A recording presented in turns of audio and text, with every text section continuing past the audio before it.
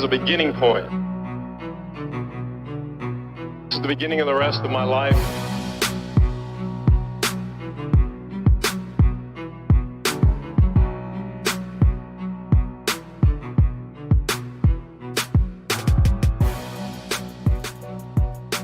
I got the meaning, and I got to write it down, because I don't want to forget it.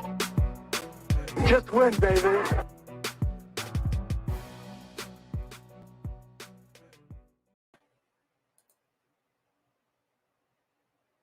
Hey, there we are. Man, welcome back. It's been quite a break, but welcome back to the Gold Jacket Podcast. We are now proudly sponsored by Manscaped, the very best in below-the-waist men's grooming products and apparel used by over 4 million men worldwide. We are pumped to be hosting a contest with our new Manscaped promo code. If you go and use promo code GOLDJACKET, you will receive 20% off and free shipping at manscaped.com. That's Gold Jacket to receive 20% off and free shipping at manscaped.com.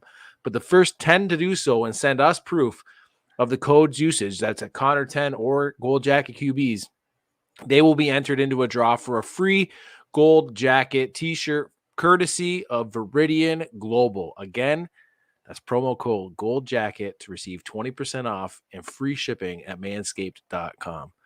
Enough of that. I'm your host, Gymnastic, and you can find me at Twitter at Gold Jacket QBs. I'm joined, as always, by the other host of this show, the guy that does all the legwork here, Connor Donald. He can be found on Twitter at Connor10. This guy is grinding. You can find him everywhere. We are proud members of the True North Fantasy Football Network, so make sure to check out the entire network on Twitter. That's at True North FFB. On YouTube, if you're catching us right now, thank you. That's at the TNFF Network. And on the internet at truenorthffb.com. You can find rankings, articles, podcasts, streams, everything. You can find everything, whatever you're looking for at one of these menus. Welcome to our first episode of the off season.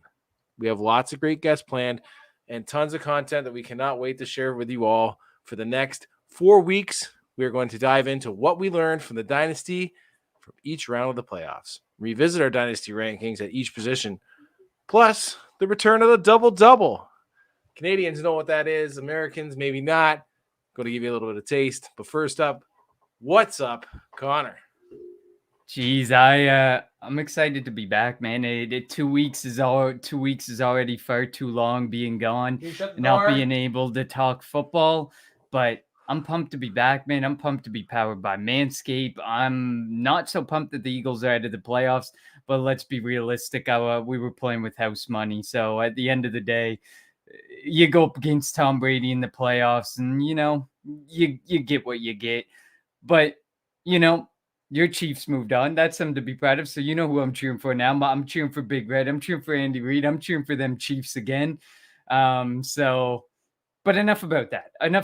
What did you think of Super Wildcard Weekend? I mean, there was some blowouts, man. That was tougher than I thought for some teams. I mean, I expected more from Arizona. I expected more from I didn't really expect more from Philly or Pittsburgh, but I expected a bit more from the Pats. But at the end of the day, I mean, there was some blowouts, but we ain't going backwards. We are here. We are riding the 18-week season.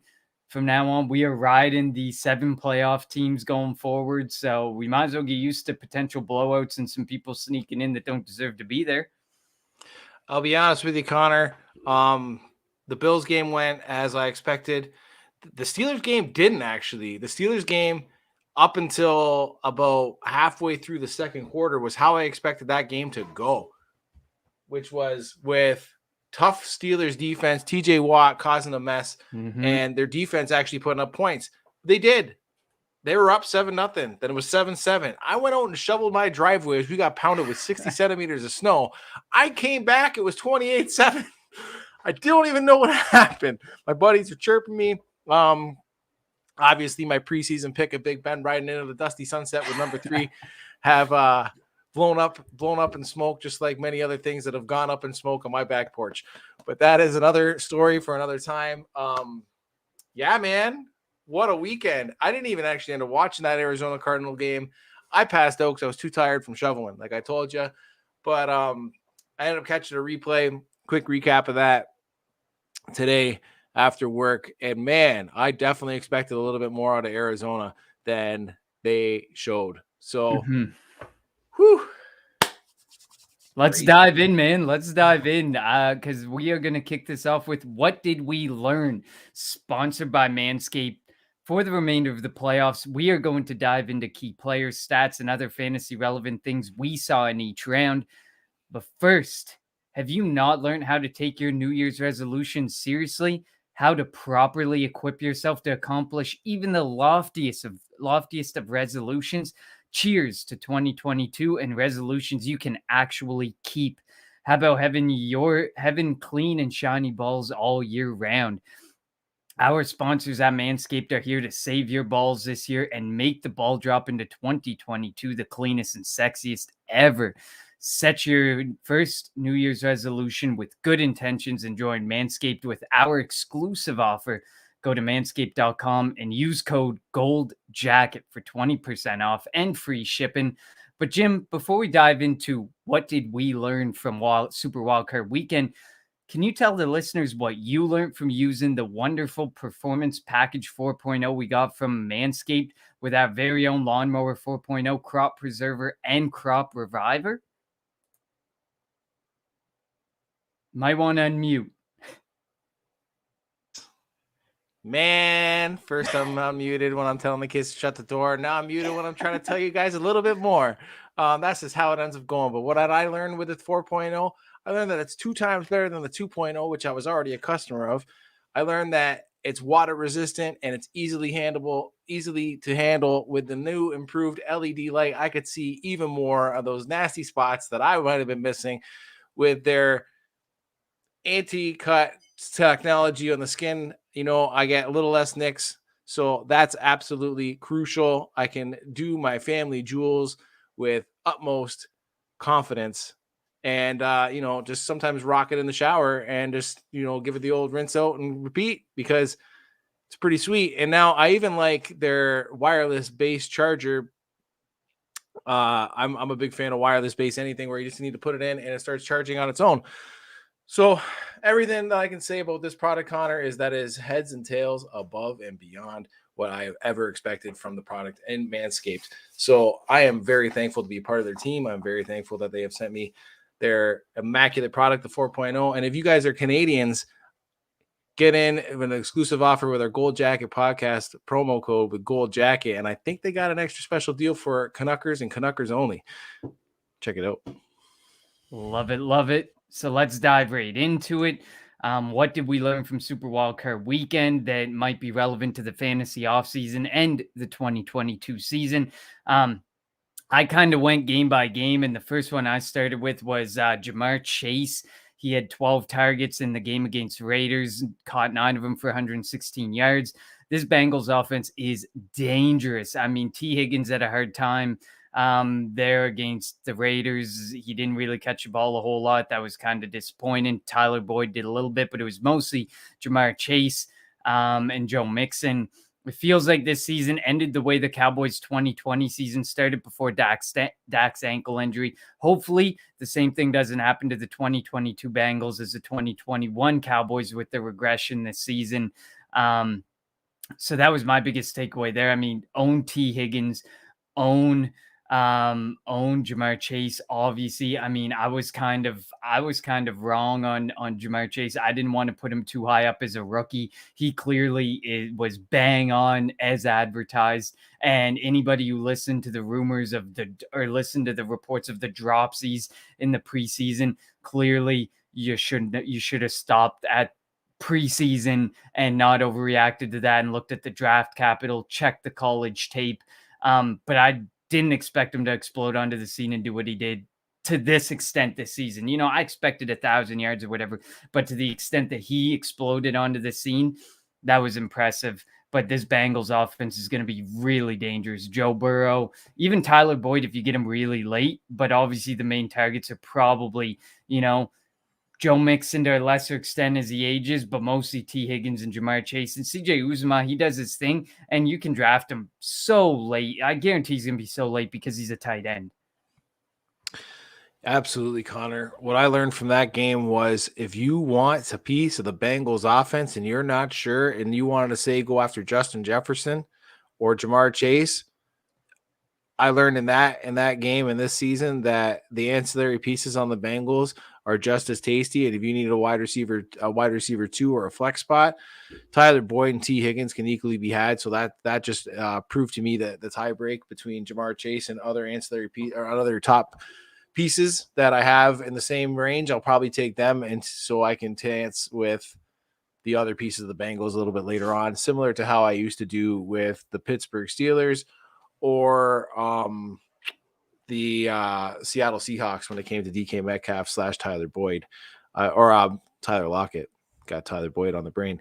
But that's what I ended up learning from the Bengals. They are a force to be reckoned with. I think they had 2 wide receivers under 25 with over 1,000 yards, under 25 running back with 1,000 yards, and an under 25 quarterback throw 4,000 yards. I think it's the first time ever NFL history to have all that. So that's a nice young core, man. That says a lot. I know they're banging out in the one of the hardest hitting divisions in football, which is the AFC North. So I have a little bit of concern with Joe Burrow there and being able to not be able to take as many sacks as he has last year and big hits, but clean it up a little bit on that offensive line there and protect your boy. I like it. Moving into the Buffalo and New England game, really not much to say about New England. I want to talk about Buffalo. I want to talk about Devin Singletary. I think Devin Singletary has officially proved he's the running back in Buffalo. He is the one to own, and nobody is taking that job from him, at least for the short term next year or two, depending on the contract situation. 5 straight games now with a touchdown, 4 or 5 where he saw over 80 yards. I think he's a top 24 running back for 2022. I mean, we saw so many injuries. We saw so many people getting banged up, and he was rarely injured. He was doing really well. It was just that early wrestling match with Zach Moss to take the job. And by the end of the season, the job was absolutely all his. So 100% Devin Singletary for top 24 running back in 2022. We'll see what happens after next season about going beyond that. But there are a lot worse bets that you could roll with than Devin Singletary next year, because what we learned this year from the running back position, almost nothing is a sure thing with that position in fantasy. I see a nice sell window right now on Dawson fucking Knox.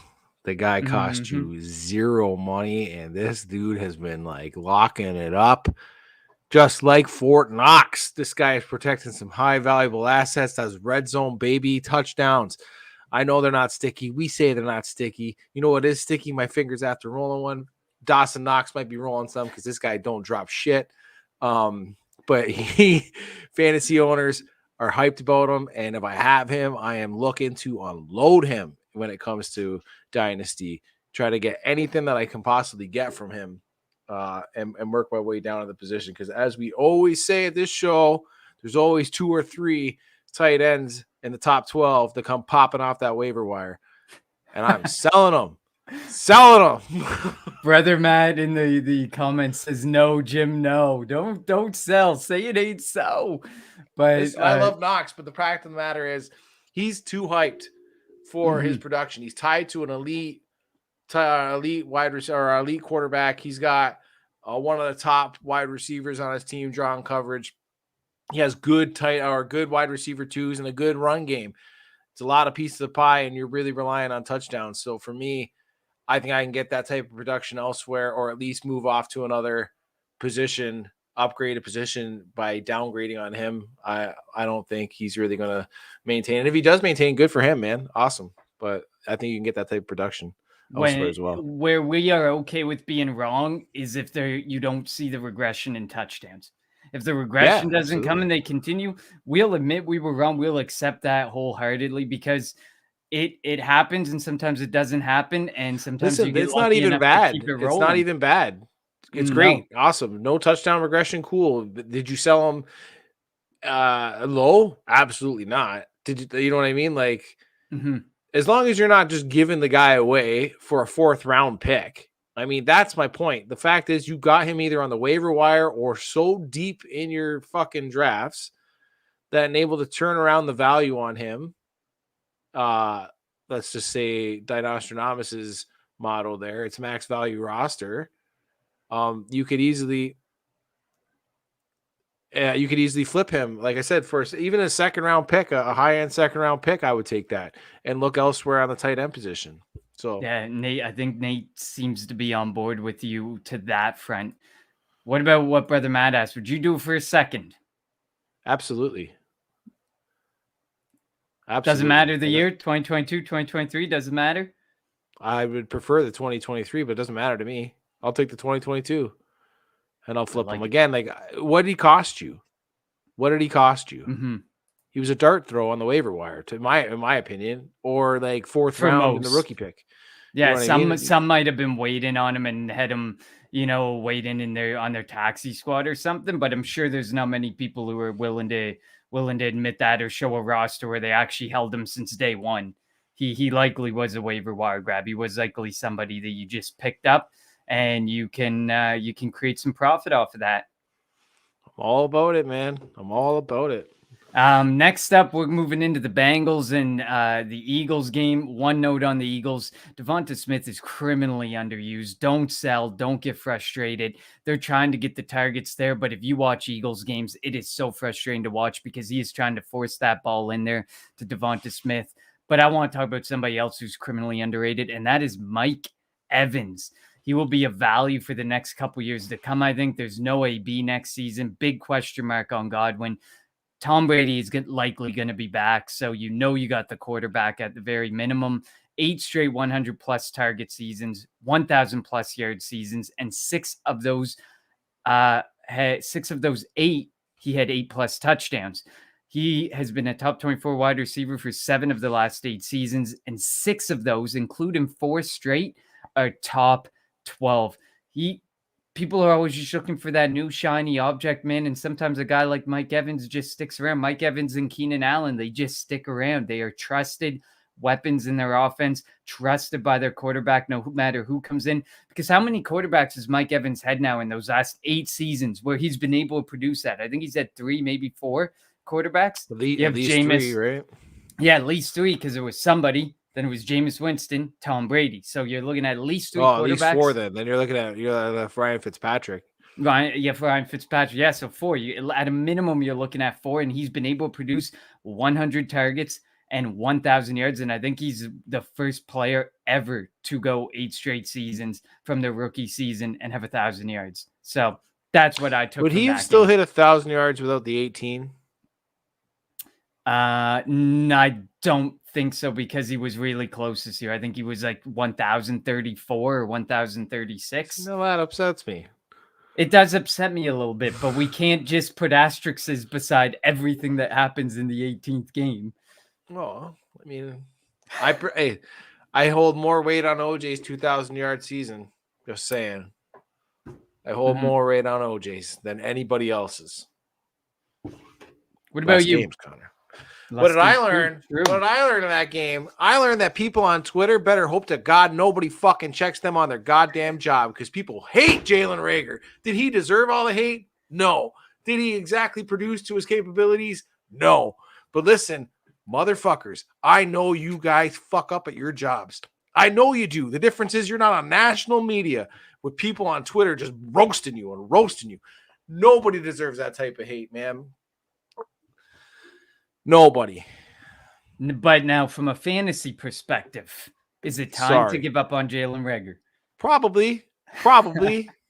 Well, yes, it is. But again, guys, on a personal note, before you start going out and being keyboard warriors, think to yourself, does this actually make me a better person? Does this actually alleviate stress from me? No, it doesn't. Are you putting a burden on somebody that you don't know what they're going through and what that could be the straw that breaks their back? Maybe. You have no idea. You have no idea what these people are going through, and they don't deserve your hate. Because I gotta tell you right now, if he was balling out, all you motherfuckers would want his autograph and him to be fucking DMing you and signing tickets and all this other shit. It would turn around real fucking fast. The difference is he's in the national media spotlight, and you see everything that he backs up on, and nobody sees your mistakes. That's the difference, man. Sorry, Connor. It's That okay. really upset Listen, me. It really upset me. it's looking okay. And through but Twitter listen, on that. Like, as an people Eagles, were like wanted him to like his house burned down and shit, and like his shit thrown in the fire, right? And like, I'm like, man, like he's a human being. Yeah, he muffed a couple punts and like dropped a few balls that he definitely should have caught. Yeah, he's definitely been disappointed. He's definitely been frustrated. But at the end of the day, you know what? He's a guy. He's got a job. He's trying to do his best. He's not living up to. If this guy was a 3rd round pick, 4th round pick, 5th round pick, we don't bat an eyelash. But because it's a 1st round pick, here everybody because he was selected before Justin fucking Jefferson. He is going to rid that burden for the rest of his life. He has to live with that. Exactly. And I hate him. And I hate having to see that. We should stop comparing him to Justin Jefferson and accept, he isn't Justin Jefferson. We get he was drafted before him. We get DK Metcalf went after JJ Arcega-Whiteside as well. But at the end of the day, mistakes happen, draft mistakes happen. And some of these players just don't Nobody's produce. roasting Mecole Hardman about that, right? Roast Mecole Hardman. He drops tons of fucking passes. I see it every goddamn week. Nobody's on him on Twitter. Agreed. And just like there's a lot of people starting to call out people for attacking Jalen Hurts because it's like his first playoff game and you guys are all attacking him. What about all these other guys who played their first playoff game and got beat just as bad or looked just as bad? Look at Kyler Murray. Kyler Murray's way more valued than Jalen Hurts. Absolutely. And he's not catching a thing of flack for an absolute atrocity of a performance that he put on last night. So absolutely, it doesn't matter who you are, man. I think that everybody should take a step back and just be like, man, look in the mirror and look at yourselves and think, would I want people chirping me as hard as you're chirping them for doing a job, man? And the fact is, you wouldn't. You guys aren't in the public spotlight. Be thankful for God that you aren't. Agreed. Anyway, let's keep it going, Connor. Man. Yeah, I had to get one rant in there, and there it is. Rant away. We're moving into the San Francisco-Dallas game. What a damn game. And it's unfortunate. Dak Prescott may be a fantasy asset, but his football IQ on Madden probably went down, and his awareness probably went down. What was he doing? With that game? But yeah, so what I took from that game, Elijah Mitchell is a top 12 running back in 2022. I think Shanahan has found his answer to the revolving door at the running back position, and it is Elijah Mitchell and Deebo Samuel and whatever type of split you want to do between the two of them. Sure, you can question Mitchell's health like any running back, but you can't question his ability. Over 1,000 yards from scrimmage in only 11 games. He was number 3 among running backs in opportunity share on a team that ranked 5th with 29 run plays per game, and I don't see that changing as long as Shanahan is in the picture. His touchdowns and red zone touches were lacking, so there is even more upside to come from Elijah Mitchell next season. So I was telling people to sell Elijah Mitchell. Maybe there's even a better window to sell him now, honestly. I think one of the guys that are criminally undervalued on this roster is still Brandon Ayuk. He can do a lot of things. Is he fantasy relevant for a lot of people? No, and that's what's keeping him overshadowed. Deebo Samuel is doing a lot and overshadowing Brandon Ayuk, but they can both coexist in that offense. And what really scares me about them both coexisting in that offense is I really think George Kittle's about to get severely overpriced for a guy that has trouble staying on the field for 17 games and now has 2 fantastic playmakers that have shown out in rookie and sophomore seasons and can, are just amazing. Like Brandon Ayuk, the things he can do, like the one-handed crab, his body control is insane. Deebo Samuel, the fact that you can motion him in through the background. Ooh, I like this. That is beautiful. You can motion him in the background and use him as a running back or wide receiver. And when he catches the ball as a wide receiver, this motherfucker turns instantly into a running back and starts like looking for contact, trying to plow people, make them hurt. It's unbelievable. I didn't think they could coexist. I really thought it was going to be Ayuk. I took a little bit of a hit with Deebo and the core injury that he suffered as a rookie and really knocked him down for that. But I should have just really been looking at the pure athleticism that he holds. And Kyle Shanahan, even though I do think he's a little bit overrated as a coach, can definitely find a way for those two to coexist. Agreed. And I think if I'm not mistaken, there was a play where Brandon Ayuk absolutely burned Trayvon Diggs, and Jimmy Garoppolo airmailed a pass about 2 feet over Brandon Ayuk's outstretched hands. So a quarterback change could also probably help Brandon Ayuk as well, because that was a terrible miss on his part, and I think it would have ended up being a touchdown if Jimmy Almost like Garoppolo that hit terrible some. miss he did with Emmanuel Sanders that would have won them the Super Bowl. Most likely, yes, very comparable. So maybe moving on from Jimmy Garoppolo would be very, very nice there. Moving into the next game, and that is the Kansas City and the Pittsburgh Steelers game. Travis Kelce is about to become an incredible value at the tight end position. Look at people's early 2022 rankings and mock drafts, and I think I shared one in a group chat that me and you were in, Jim, where he wasn't even in the top like 36 of players. Travis Kelce wasn't even there after being the number one tight end off the board. So he's going to be an incredible value. I don't care about his age. You ride that ship into the ground. There is one thing we have learned over the last, 3-4 seasons now. It is Patty Mahomes, it is Tyreek Hill, it is Travis Kelce, and they will go until the wheels fall off of Kelce, and then the wheels fall off of Hill, and then the wheels fall off of Mahomes / the contract, the magnificent 10-year contract ends. But you know that you would probably say Travis Kelce, I would say for another 2, 3, 4 years, but I would take him and ride him into the ground because although he was the tight end 2 this year, not 1, he still had an incredible season, and him and Mark Andrews pretty much ran away with the tight end position. I think he was number 1 in points per game at the position, though. You could be correct. But yeah, man, he's totally going to be a value. And I've been laughed at for saying that I think he can give you elite production this year, the next year, and the year after that. Before this year even happened, I got laughed at, got told, you're an idiot. You should have just drafted Kyle Pitts and just forgot about it. And I said, but Travis Kelce is going to give you the tight end 1 for at least this year, next year, and the year after that before he starts to slip. I go in 2 years from now is when I'd be trying to flip Kelce for Pitts. But hey, man, high-powered offense, number 1 quarterback in the league, and an offense that puts up 35, 40 points a week through 2 guys, mainly 2 guys. Yeah, of course he's a guy I want on my team, especially for that fucking price. He's not even getting drafted in the top 36. That's insane. Yeah, but Mark Andrews actually did lead. He was 17.8, Travis Kelce 16.6, George Kittle 14.8. But it's pretty much Mark Andrews, Travis Kelce running away with it, with Kittle trying to be there. You know, he's waving his hands, chasing the wagon.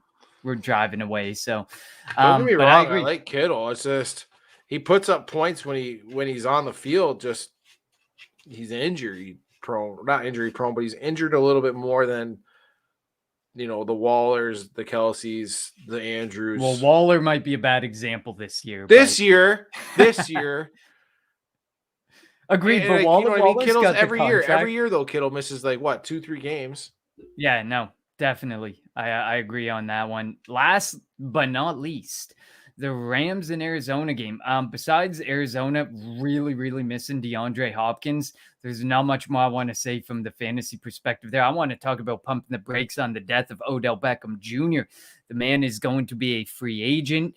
Where is he going to land? Is he going to come back to LA somehow? They're going to find a way to rig the system so that OBJ can come back and Von Miller can come back and they can run it back again if they need to. From weeks 10 through 17, his time as a Ram in fantasy season, he was the wide receiver 27, averaging 12 points per game. Obviously, there was probably a transition there for 2, 3, 4 games to a new offense and to a new system. So, I mean, it's tough. Wide receiver 27 might be, not as great as you expect, but it's way better than he was doing in Cleveland. If he can be head cheap, sign me up. I think OBJ will be a top 36 wide receiver in 2022.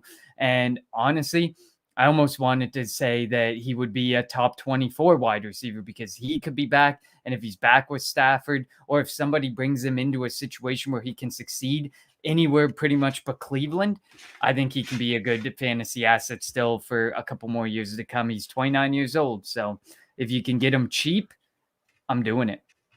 I want to argue on the top 24 there a little bit, Connor, just because you saw his production coming without Robert Woods. And now you're seeing a little bit of the emergence of Van Jefferson that he's developing a little bit better. So I actually think it's definitely not possible for him to be top 24 when I'm just thinking about, I mean, it could happen. I've seen crazier things, but I don't think it's going to happen when I think about the wide receivers and naming 24 of them. I could probably get to 24, I feel, before coming in with him. 36 feels about right. You know what I mean? He could be like between the 32 to 38 range. But again, all depending, injuries happen, get Cooper Kupp out and then see what happens. You know what I mean? Because with Robert Woods leaving but I don't know. And then Cam Akers actually fucking playing a game this season. That's insane to me. It was amazing. That is insane. Like, I thought they were just activating him to get, his money. They ran him out on the field, man. I'm on board with Nate. I don't think he's back in LA. I mean, we'll have to see how the rest of the offseason plays out. And then we got to figure out if he's not back in LA, which again, I also agree with too. But then where's he going? That's a good fit where he's going to get that type of target with that type of quarterback play, with that type of offensive coach that schemes him in the right positions. Because when he went to Cleveland, that looked gravy. Right? But then you realize Baker Mayfield is a terrible quarterback, or you should have realized very quickly he's a terrible quarterback. I think he's going to be. I don't think he's that terrible, considering he played an entire season with a torn shoulder, pretty much. I don't know too many people that are that could do that. So while his fantasy season totally sucked, I think it wasn't as bad as people are really letting on to be. So I think you're going to see some positive regression, even though that term makes me fucking always question myself when I say it. I want a Baker Mayfield next year. I like it. No, I like it. That's an interesting idea there. We'll have to see how the offseason plays out. It's going to be very different to see how the offseason plays out and what happens with OBJ, but I think he can be a safe flex play. I think he's somebody you can own and you can really enjoy as a flex option often. So if almost Rodgers plug stayed and in play. Green Bay and OBJ went there, is he a buy for fantasy? I would say yes. If OBJ goes to Arizona, is he a buy? I would probably say yes, because there's question marks at their wide receiver position too. Isn't Kirk a free agent and AJ Green's back on the free agent market? If I get the chance to get OBJ is going to outproduce Kirk and AJ Green easy. If OBJ goes to Chicago after A-Rob potentially leaves, is he a value? Oh boy. I'm just asking. I don't know. These are all potential landing spots, and it went from absolutely to maybe to I don't know. I'm gonna say no on that one, because like everyone's like, get rid of Nagy. Okay, Nagy's out the picture. Now what's the picture gonna look like? What's Justin Fields gonna look like? You need to get rid of the fucking GM that keeps hiring these numbskull coaches. They did. Ryan Pace is out. Yeah. Ryan Pace is out. They're all gone. Clean house. I didn't think that Ryan Pace was gone yet. I thought they still had him. No, he was gone soon after. I think he was a couple days after. So is he still on as a consultant for their draft?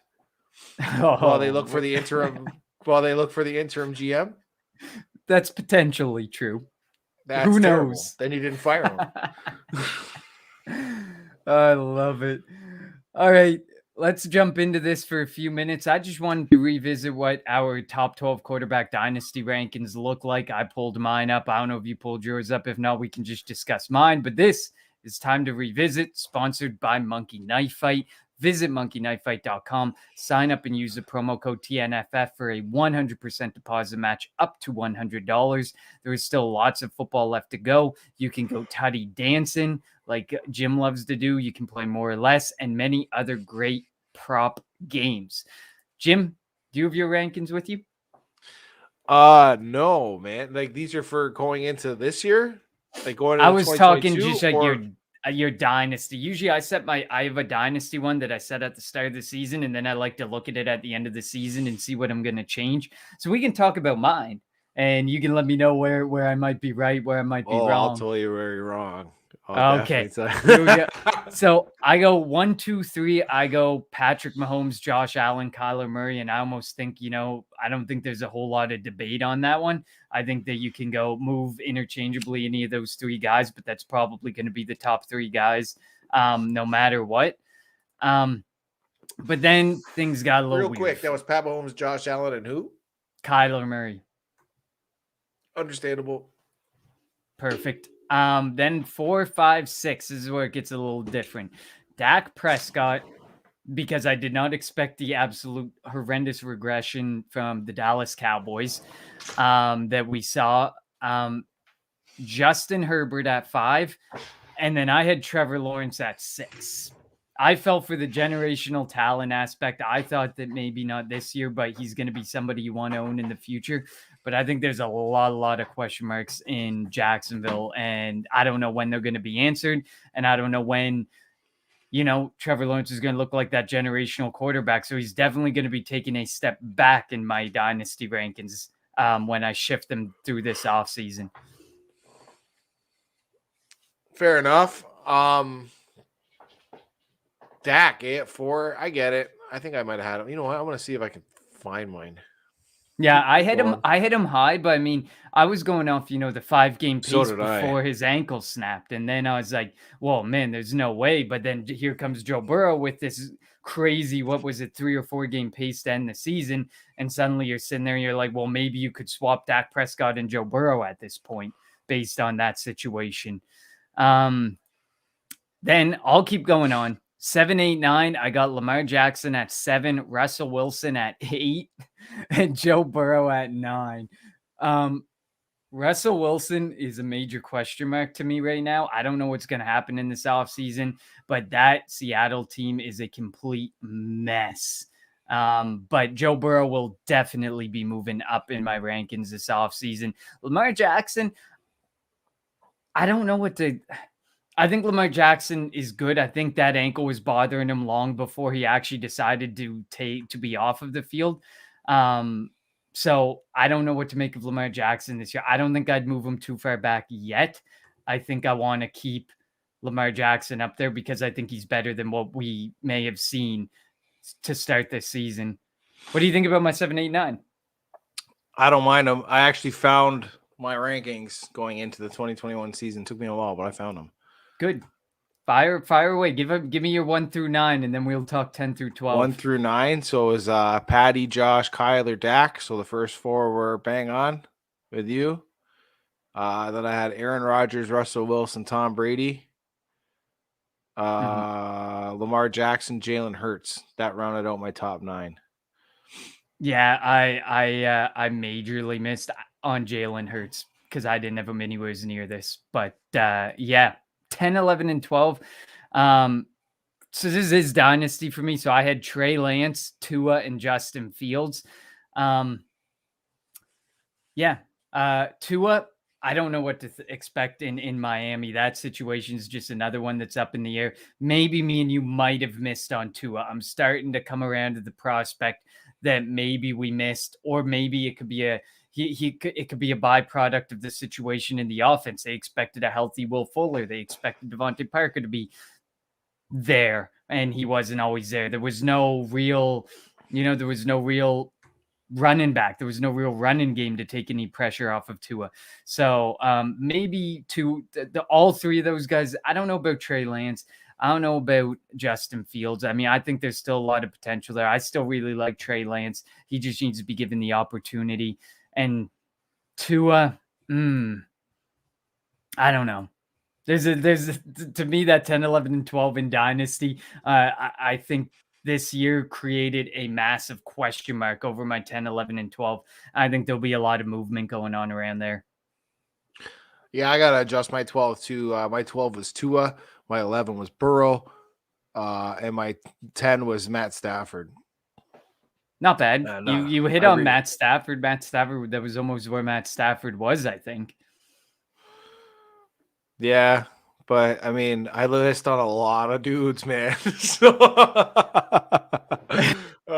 This is true. This is definitely true. But hey, man, my forte is in ranking, and that's why I didn't pursue it. Right? Like we have TNFF rankers. We got guys. We got Ellis, who's banging it out of the park every fucking week. We got other guys that are doing it. Craig, yourself, Ty. I'm not good at it, man. I'm not. Like, I don't know what you want to tell me. Like, but it's a good way to have your values and know where you might draft someone or consider drafting like, listen, someone. I do my own projections and I use it for my own rankings for how I'm going to value guys going forward for like 2021, 2022. But like even then, like when I do my rankings, that's only for a year out. I'm not, you know what I mean? Like, so those are guys who I want to get at that point. And that's okay. I know that. I don't try to veer out of my own lane. Everybody's got their own lane. Nobody can be good at everything. I'm good at picking, 1.5 touchdowns between 3 guys. So that's what I stick to. Pretty good odds there. But yeah, you're good at that, and you're good at hosting the Gold Jacket podcast. So that everybody's good at something, right? And I'm fantastic at shoveling driveways. Oh, there you go. If anyone needs someone to shovel, to do a shovel of the driveway, Jim is on call. Get him on your speed dial right away. But quickly, before we move forward, word from our sponsors at Veridian Global. Here at the Gold Jacket Podcast, we take family very seriously. We know that family doesn't always stop at the bloodline. It's a word that ensures trust. It's a word that, well, around here, means that I know that I can count on you to have my back. Veridian Global is family. A family of the Fantasy Collective, and that is the exact reason Veridian Global will have your back. And I don't just mean literally covering your back in the best apparel they can possibly outfit you in. I mean it every step of the way, from finding the brand that fits you best to tracking your order to making sure you are fully satisfied at every step. With over 50 brands a part of the Fantasy Football Collective family, what are you waiting for? Join the family now. VeridianGlobal.com. All right. Onward and upward, Jim. We are going to resurrect the double-double tonight, and we are doing a QB edition. But first of all, this is sponsored by Trophy Smack. Make sure your fantasy league champion feels well respected and like a real world champion with Trophy Smack. Sure, a virtual sleeper trophy and some confetti is cool, and the money you win feels good in your wallet, but with over 1,000 customizable trophy combinations, championship belts, and rings to choose from, you can commemorate your league's champion in style. Use the promo code TNFF with your purchase and receive a free championship ring. That's trophysmack.com and promo code TNFF at checkout. They're doing some killer work over at Trophy Smack, by the way. They are sponsoring a ton of different things and giving championship belts and trophies out for all these different events. If you haven't seen some of their belts and some of their work, really impressive stuff. So definitely go check them out. So for those of you who have never heard of the double-double, this is your first time taking a dip into the infamous, 2 cream, 2 sugar coffee that you get at Tim Hortons. We take 2 quarterbacks who finish side by side based on per game fantasy output, and we tell you which one we would prefer, pretty much. So there it is, the infamous Jim's quarterbacks this week. And then we'll go running backs, wide receivers, and tight ends over the next 3 weeks. So let's get started with QB4. 22.57 fantasy points per game, and QB5, 21.75 fantasy points per game. And this is a good one. QB4, Kyler Murray. QB5, Patrick Mahomes. Jim? First off, can you believe that they were QB4 and QB5? Seems a little low for them, no? Yeah, but yeah, it does. I get it. It does seem low, but who do you got? I mean, I almost feel like, why am I even asking this question? You're wearing the hat. We've talked about Travis Kelce. We've talked about Tyreek Hill. This guy right here, man, the 101. And if his values dropped a little bit, beautiful. All the more. No, absolutely, man. I want the guy tied to Big Red and can do things And I know his value went down because the first couple of weeks he was doing a little too much, putting too much on his shoulder. He had clean pockets he was running out of. But if you listen to him in interviews, he said he had to take a step back. He realized he was trying to do too much. It's not all about him. He has a team full of playmakers like Jet McKinnon. And he says, instead of trying to extend plays, and make it all work, I can just take the dump off. I can give it to CEH. I give it to Jet McKinnon. I give it to Blake Bell. I can let these other athletes make a play, give them a chance to make a play. And since he did that, they went on a tear. And now you find themselves playing the Buffalo Bills next week. I know, and it's hilarious that people talk about, slow start to the start of the season and stuff. If you go back and you look at how he has been throughout the season, his actual slow spot was right in the middle of the season, where he had 9. Yeah, he had 3 games where he had a really rough go of it, and he finished outside the top 12. But otherwise, he finished inside the top 12 every other week. Which is funny because he ended up hitting that dip right when the offensive line should have started gelling. Because the offensive line was brand new all season, and it takes about, I thought it would be about 4 to 6 games. It's ended up taking about 7 games for them to actually start gelling and moving as as one unit and really, really protecting them. And that's actually when he had his dip. It was really weird. I'm like, man, they're giving him so much protection, and he was just like throwing these weird picks, tip passes. Anyway, enough. Yeah, I want the 101. I'm the same with you. I said, give me the 101 Patty Mahomes. Crazy enough, he likely won't be the first QB off the board anymore. And chances are there will probably be a debate at number 2 because Josh Allen likely will go number 1 in startups. And then you'll probably end up debating between Kyler Murray and Patty Mahomes. Mahomes and Reed throw the ball on average 39 times per game, despite always having a positive game script. They love to throw the football. From an attempts and distance standpoint, Patty is always top 10 and is top 5 in touchdowns. While the team as a whole started slow, Mahomes finished a top 12 QB 11 of 17 games and 4 straight to end the season. So love that on Patty Mahomes as well. Next up, this is a fun one because this comparison is being drawn a ton with the first, the first whatever it was, X amount of games, the stats are being compared, and that is the QB7 at 21.41 fantasy points per game and the QB8 at 21.08 fantasy points per game. Jalen Hurts, the QB7, Lamar Jackson, the QB8. Jim, which one do you want? I want the one that I think is going to have a job. I want Lamar. Yes, sir. I could be hating on him. Listen, I could be hating on him. And I'm not hating on him on Jalen Hurts. I just don't think that he's the answer for Philly. And he might have played himself into a position that they don't want to trade him because he's too good to trade away, but not good enough to take them where they need to go, which is perennially playoff-bound losers. Nobody wants to be that. Nobody cares if you make the playoffs and keep getting bounced fucking first game. So I'm afraid, really, really afraid that he's played well enough for Philadelphia to not want to trade him because they don't want to play him against him, but good enough to keep on as like a bench quarterback because he's on a rookie deal. It's not like he's like really, really, really expensive. I mean, no, it was the back end of the second round. He's cheap compared to most quarterbacks. So, I mean, I'm really afraid that he could be like Baltimore's Tyler Huntley. You know what I mean? Like, but not he's not the starter, but if your starter goes down, he can definitely win you some games and do enough. That scares the shit out of me. I agree with Nate. I don't think he's going anywhere, but in fantasy, I'm not picking him. Yeah, that's the issue. I don't know if I trust it. I mean, I'll admit I missed on Hurts this season. 11 of 15 games were top 12 showings. Statistically, he's the best rushing quarterback. But it's unfortunate because he's playing in a city and for a manager that love new shiny toys. How many times have you seen reports where they're in on a guy, they're out on a guy, they're in on a guy, they think that Hurts is a franchise quarterback, then he has a bad game, and they might be in on Rodgers or Wilson or Watson. It just never stops. Franchise fucking chews guys up.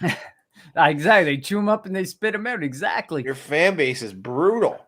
And Jackson in 11 full games was a top 12 QB 6 times. And needless to say, the situation was near dire in Baltimore. They were out they must have been out over 20 players with IR situations, COVID and everything. Jackson and Hurts are literally 1 and 2 for almost all rushing categories among quarterbacks. They're also on extremely similar trajectories in other QB statistical categories. Pick your poison, but give me the one with the most likely job security is what I said. Same as you, Lamar Jackson, for me in this situation as well. Next up, this one sounds crazy, but the age gap, keep in mind, is only 4 years, and it's a quarterback position. QB 10, 20.45 fantasy points. QB 11, 19.92 fantasy points. Matthew Stafford, the QB 10. Dak Prescott, the QB 11. Who you got, Jim? I got to go with Dak. I had him ranked higher. I had him ranked as my QB4. Now I need to go maybe readjust some things, but there was definitely some regression that came with Dak that I didn't really see coming, but I still like him as an athlete. Don't get me wrong. I like Matt Stafford too. I just think I like a little bit more what's going on in Dallas and Jerry's ability to just throw cash when you don't think he has it and he can't build a team. Everyone was laughing. Like, there's no way they keep Amari Cooper and CeeDee Lamb and Michael Gallup, but he did it. You know what I mean? He ended up fucking extending them. So I don't really think there's a bad answer here, to be honest with you. This is I think a win-win situation when it comes to it. I'm taking Dak, but honest to God, the cost is a lot more probably on Dak than it is on Stafford. You know what I mean? Like, might not be as much this year as it was last year, but yeah, it's still going to be more expensive. I mean, at the end of the day, Dak Prescott's still 28 and Stafford's still 32. So that alone is going to give you, startup value because people are going to be like, I don't want the 32-year-old quarterback. I want the 28-year-old quarterback. Or I want that, Connor, I don't know, because like that, I don't even come into consideration. And that it's not like I'm going, oh my God, he's Ben Roethlisberger or Dak Prescott, where like I know, you know what I mean? Like there's a guy who's genuinely been on the fence about retiring for the last fucking 3 years. Mm-hmm. That doesn't come into it for me. I think it just has to come into it with the offense and the potential weaponry that is going to be there. And I mean, as much as there is question marks with Amari Cooper leaving and Michael Gallup going on free agency and the two-headed monster of Pollard and Zeke. I don't know, man. I don't know. I think Amari Cooper, like Jerry's done some fucked up shit. So like it's not out of the realm of possibilities for them to somehow finagle a deal with Gallup and Cooper to keep him going and like have it back end loaded and some shit. Like he'll figure out something, man. Agreed. I think I'm going to go with Stafford on this one. I think I just trust Stafford more. Dak Prescott, he shows you some good games. Like, what happened to the Dak Prescott of the first 5 games before he broke his ankle? Like, he's had some good games. He has some boom games. They throw the ball a lot. He gets a lot of yardage, but it's super inconsistent. And sure, Stafford kind of hit a bit of a bump in the road at the end of the season with his interception issues, but he's still pumped out a lot of fantasy points for you. And I just think, I think Stafford's going to be more comfortable. He's going to get a job. He's going to keep a job. And because people love Matt Stafford, and I just don't know if I'm as all in on Dak Prescott as my Dynasty ranking suggested at the start of last season, because I was hoping there would be a return of Dak Prescott in those first 5 games of 2020. And there was, but there wasn't. And that offense never seemed to click. And we saw that against San Francisco. There just seemed to be weigh in problems. your decision at all that Cooper Kupp is probably going to stay in LA as long as Stafford is, and they're probably going to end their career together? Does that weigh into your decision making at all when it comes to Stafford? Not even. I didn't even think about that. Okay, then. I just like Matt Stafford. I just trust Matt Stafford because, I mean, look what he did in Detroit and look what he's doing now. And sure, in some bigger moments, he's committed to turnovers and stuff. But in fantasy, at the end of the day, you can turn over the ball 2 or 3 times in a game. But if you're going to pump out 25 fantasy points for me, I'm not necessarily worried about that because his job security's there. Yeah. Oh, I get it. Like I said earlier on here, There's not a wrong answer here, I don't think, with these two quarterbacks. Definitely not. They're I going to think be they happy kind of either way. land similarly each It year depends on your roster anyways. building, though. You know what I mean? It depends on if you want to go for that quarterback in the mid-first round or you want to hit that quarterback in like round 3, round 4 in a Yeah. startup draft. You know what I mean? Because you can get Stafford as that round 3, round 4 guy. Dak, you're likely Absolutely. maybe back end round 1 now because of after this year and stuff. But That's what I I'm mean, saying. About still, mid to that's not back going to end, round hurt you. 1, top of round 2 Definitely. is where you're going to have to reach for Dak. Next up, these ones are fun because I did not know they were going to land this way, but this is fun. QB 33 at 12.75 fantasy points per game, and QB 34 at 12.34 fantasy points per game. The first, Zach Wilson. The second, Trevor Lawrence. Whew. This is a barn burner, Jim. Which one you got? I want Zach Wilson. Ooh, baby. Look at that. I want Zach Wilson. I actually liked what I saw from him when it came to his throwing motion. I like the look of it. I think his decision making could be cleaned up a little bit. But how much of that is a byproduct of not a great offensive line and the weapons? None. Why did Mike White make Elijah Moore look fucking fantastic? This is true. This is fair. Just keep So it simple. None. It was the exact same situation. But I liked his mechanics. What I didn't like about him is he seemed almost trying to Pat Mahomes it, where he's trying to extend plays where he should have just been taking dump offs, trying to go for that big 50-yard bomb, trying to explode his cannon of an arm, trying to show that part. Like, you don't have to do that every play. It's okay to take the 3-yard pass and hope your wide receiver or running back or tight end or whatever you're throwing to makes a play. If they don't take the 3 yards, like, there's no shame in that. Not every play has to be 50 yards. But I liked his mechanics in his throwing motion. I liked his stance. He had a nice wide stance. I want to actually check out that QB Guru. Yeah. I shared in a group chat. If you haven't checked it out, I think it's called the QB School on YouTube, and he breaks down one of the games, and one of the things that he talks about is the way he throws the ball. He's got the mechanics, he's got the base, he throws a really nice football when he sets his feet and throws, and he's got really nice athleticism, and I think he's going to be the better value. I think people are going to continue to line up for Trevor Lawrence, maybe not as much as they did last season, but I think people are still going to buy into the generational talent and all this, and they're going to see a much, I don't know which situation's worse, but they're going to look at Zach disheartening to see, though. Like, this that I don't like to see that. They did the same thing at BYU. I'd hope to God that, like, at the NFL, they keep trying to change his mentality then about that, because, like I said, you don't have to throw it 50 yards every play. Agreed. And I think some people might kind of fall for the comps that he got, Johnny Manziel and stuff, and might kind of shy away from Zach Wilson, especially with the situation with the Jets and how long it's going to take to build and stuff. But I think he can develop. He's got the mechanics. He's got some of the hardest things to get down for a quarterback down.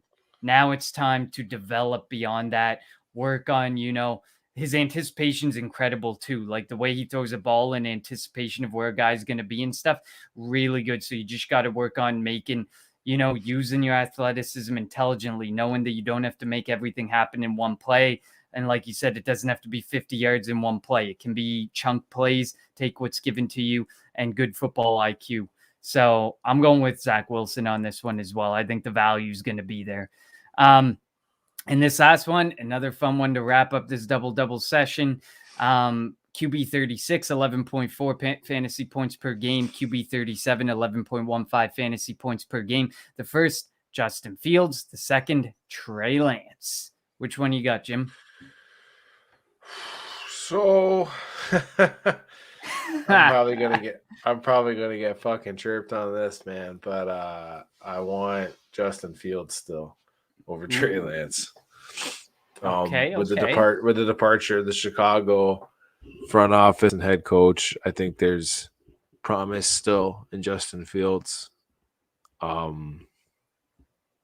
don't know. I had him ranked higher than I had Trey Lance to begin with anyway.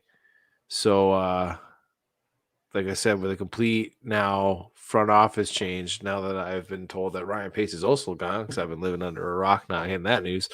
And along with Matt Nagy, I think that could be really good, because that ineptitude there, I think, was trying to force a square peg in a round hole. Like I said, I don't think Allen Robinson stays, but I don't think it really matters with his connection with Mooney and Kmet. So I want Fields. I love Trey Lance. So I find it hard to give up on Trey Lance. I had him higher in my rookie rankings. I continue to like Trey Lance more. He showed some nice things and he shows a lot of potential. He just needs to get that job. He needs to beat Jimmy Garoppolo out. He needs to refine Doesn't his even game. have to do that. They're going to get rid of Jimmy. Exactly. They got to get rid of Jimmy, and they got to hand the reins over to Trey Lance. I like the situation there. You got Brandon Ayuk, you got Deebo Samuel, you got Elijah Mitchell.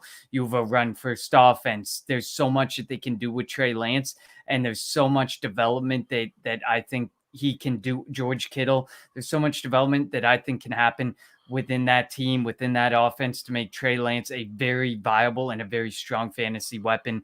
I love Trey Lance for too long to give up on him just based on a weird 6-game season where he was injured. Oh, and that has nothing to do with it. No, I understand. Like for most that's not, but for some it does, because he got injured. Then he lost his job because Jimmy G got healthy. Then Jimmy G would get injured. So he would come in. That inconsistency, especially for a rookie quarterback, that's hard, because imagine trying to adjust to that. You're in, you're out, you're in, you're out. Like, I think they need to give him the job. They need to work with him. They need to develop him. And I think that he has a good chance with those weapons to be a very valuable fantasy weapon going forward. So that's a double for this week. Next week, we're going to dive into the running backs. We'll do probably 4 to 6 more of those double running backs. But otherwise, this is it, ladies and gentlemen. Thank you so much for listening and supporting us. Make sure you go and you rate, review, like, or subscribe wherever you are listening or wherever you are watching.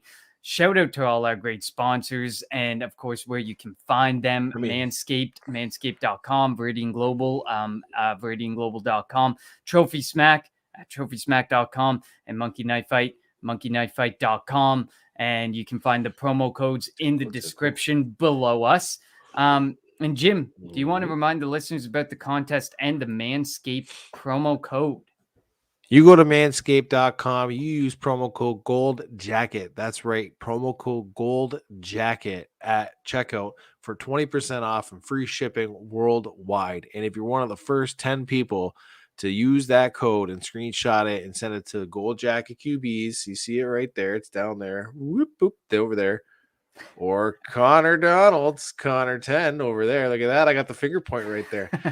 You're one of the first 10 people to do it. We are going to hook you up in a contest for a Veridian Global Gold Jacket t-shirt, which is pretty fly, I got to tell you. So again, that's promo code Gold Jacket at manscaped.com. Again, that's promo code Gold Jacket at manscaped.com for 20% off and free shipping worldwide.